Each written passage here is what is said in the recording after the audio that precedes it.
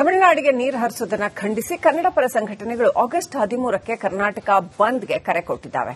ಆದರೆ 2-3 ದಿನಗಳಿಂದ ಕಾವೇರಿ ಕೊಳದಲ್ಲಿ ಭಾರಿ ಪ್ರಮಾಣದ ಮಳೆಯಾಗ್ತಾ ಇದ್ದು ಡ್ಯಾಂಗಳ ನೀರಿನ ಮಟ್ಟ ದಿಢೀರ್ ಏರಿಕೆ ಆಗ್ತಾ ಇದೆ.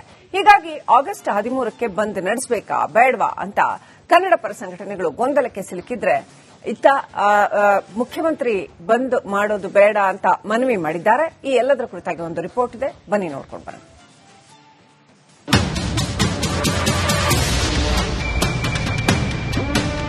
ಕಾವೇರಿ ನೀರು ಹಾಗೂ ಸಿಡಬ್ಲ್ಯೂಆರ್ಸಿ ವಿರುದ್ಧ ಆಗಸ್ಟ್ 13 ಕರ್ನಾಟಕ ಬಂದ್ ಅಂತ ವಾಟಾಳ್ ನಾಗರಾಜ್ ಘೋಷಣೆ ಮಾಡಿದರು. ಬಂದ್ಗೆ ಕರವೇ ಪ್ರವೀಣ್ ಶೆಟ್ಟಿ, ಶಿವರಾಮೇಗೌಡ, ಸಾರಾ ಗೋವಿಂದ್ ಸೇರಿದಂತೆ ಹಲವು ಸಂಘಟನೆಗಳು ಬೆಂಬಲವನ್ನು ನೀಡಿದ್ದಾರೆ. ಆದರೆ ಈಗ ಕಬಿನಿ ಕೆಆರ್ಎಸ್ ತುಂಬುತ್ತಾ ಇದೆ. ನೀರು ಬಿಡುವ ಲೆಕ್ಕಾಚಾರದಲ್ಲಿ ಸಿಎಂ ಬಂದಿದ್ದು ಕನ್ನಡ ಪರ ಸಂಘಟನೆಗಳಿಗೆ ಬಂದ್ ವಾಪಸ್ ತೆಗೆದುಕೊಳ್ಳಿ ಅಂತ ಮನವಿ ಮಾಡಿಕೊಂಡಿದ್ದಾರೆ. ಇದೀಗ ಇದೇ ವಿಚಾರದಲ್ಲಿ ಕನ್ನಡ ಪರ ಸಂಘಟನೆಗಳ ನಡುವೆ ಗೊಂದಲ ಸೃಷ್ಟಿಯಾಗಿದೆ. ಹೌದು, ಕೇರಳ ಮತ್ತು ಮಡಿಕೇರಿಯಲ್ಲಿ ಮಳೆ ಬಿರುಸು ಪಡೆದುಕೊಂಡಿದ್ದು ಕಬಿನಿ ತುಂಬಿದರೆ ಕೆಆರ್ಎಸ್ ಒಳಹರಿವು ಕೂಡ ಹೆಚ್ಚಳವಾಗುತ್ತೆ.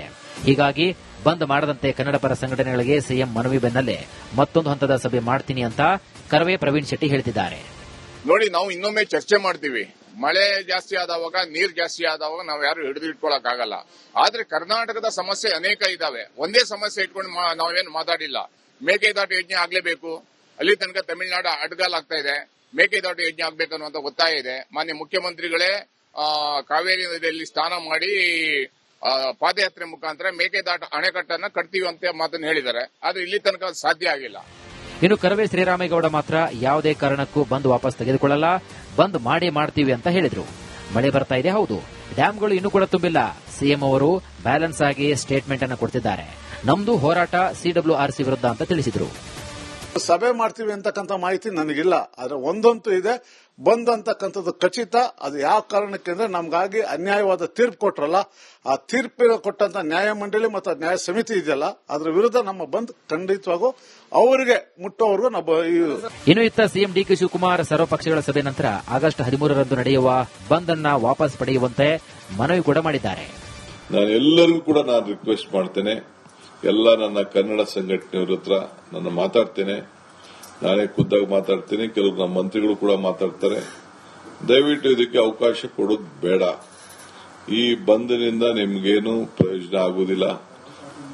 ಆಲ್ ಪಾರ್ಟಿ ಮೀಟಿಂಗ್ ಅಲ್ಲೂ ಕೂಡ ಈ ತೀರ್ಮಾನ ಬಂದಿದೆ. ಆಲ್ ಪಾರ್ಟಿ ಮೀಟಿಂಗ್ ಅಲ್ಲೂ ಕೂಡ ನಾನೊಂದು ಅಪೀಲ್ ಮಾಡಬೇಕು ಸರ್ಕಾರದ ಪರವಾಗಿ ಅಂತೇಳಿ ಎಲ್ಲರೂ ಕೂಡ ಸಲಹೆಯನ್ನು ಕೊಟ್ಟಿದ್ದಾರೆ. ಇನ್ನು ಸಿಎಂ ಡಿಕೆಶಿ ಮನವಿ ಬಗ್ಗೆ ಮಾತನಾಡಿದ ಕನ್ನಡ ಪರ ಹೋರಾಟಗಾರ ವಾಟಾಳ್ ನಾಗರಾಜ್, ಬಂದ್ನ ಯಾವುದೇ ಕಾರಣಕ್ಕೂ ವಾಪಸ್ ಪಡೆಯಲ್ಲ, ಬಂದ್ ಮಾಡ್ತೀವಿ ಅಂತ ಕಿಡಿಕಾರಿದ್ದಾರೆ. ಈ ನೀರಿಗೆ ಮೇಕೆದಾಟು ಕಟ್ಟಿದ್ರೆ ಸಮುದ್ರಕ್ಕೆ ಹೋಗೋ ನೀರು ನಮಗೆ ಉಳಿತದೆ, ನಿಮಗೆ ಬರುತ್ತೆ. ನಾವು ತಮ್ಗೆ ಹೇಳ್ತೀನಿ ಕೇಳಿ, ಮೇಕೆದಾಟು ಯೋಜನೆ ಆಗಲೇಬೇಕು. ಇದು ಬಂದ್. ಕಾವೇರಿ ನೀರು ತಮಿಳುನಾಡಿಗೆ ಬಿಡೋಕ್ ಸಾಧ್ಯ ಇಲ್ಲ. ಒಟ್ನಲ್ಲಿ ಆಗಸ್ಟ್ 13ರಂದು ಬಂದ್ ವಿಚಾರ ಇದೀಗ ಭಿನ್ನಾಭಿಪ್ರಾಯ ಕೇಳಿಬರ್ತಾ ಇದ್ದು, ಮೇಕೆದಾಟು, ಬಿಡದಿ ಟೌನ್ಶಿಪ್ ಸೇರಿದಂತೆ ಹಲವು ಬೇಡಿಕೆ ವಿಚಾರವಾಗಿ ಹೋರಾಟ ತಂತ್ರವನ್ನು ಕನ್ನಡ ಪರ ಸಂಘಟನೆಗಳು ರೂಪಿಸಿಕೊಂಡಿದ್ದಾರೆ.